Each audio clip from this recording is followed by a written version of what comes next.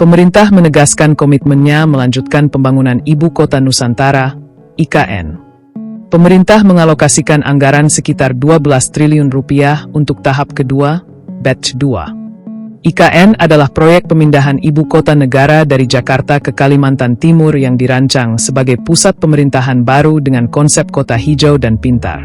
Dana tersebut merupakan bagian dari skema Multi-Years Contract MEC, kontrak tahun jamak, untuk periode 2025 hingga 2027. Dana tersebut akan digunakan untuk pembangunan gedung legislatif dan yudikatif, yang menjadi simbol penting fungsi pemerintahan.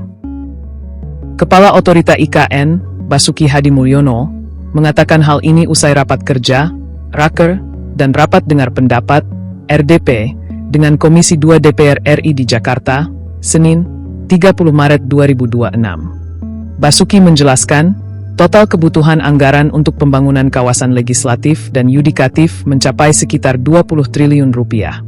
Dari jumlah tersebut, pada tahun sebelumnya baru terrealisasi sekitar 6,7 triliun rupiah. Dia menuturkan, terdapat penyesuaian skema pembiayaan yang semula dirancang 20% tahun 2025, 40% tahun 2026, dan 40% 2027 kini disesuaikan menjadi masing-masing 20% untuk tahun 2025 dan 2026 dan 60% tahun 2027. Dengan penyesuaian tersebut, sisa anggaran sekitar 12 triliun rupiah direncanakan akan dicairkan pada tahun berikutnya. Prioritas pembangunan di IKN selain itu, Basuki menegaskan, investasi tetap menjadi salah satu prioritas utama otorita IKN pada tahun ini. Selain anggaran dari APBN, Basuki menegaskan bahwa investasi tetap menjadi prioritas utama otorita IKN. Ada 3 sumber pembiayaan pembangunan IKN. 1. APBN, Anggaran Pendapatan dan Belanja Negara Dana Pemerintah Pusat. 2. KPBU, kerjasama pemerintah dan badan usaha skema kolaborasi antara pemerintah dan swasta.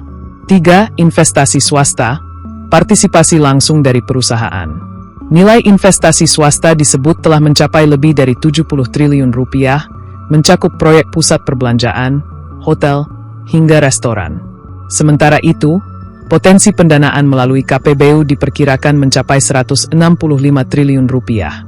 Basuki menekankan bahwa kombinasi berbagai sumber pendanaan ini diharapkan mempercepat pembangunan IKN sesuai target pemerintah.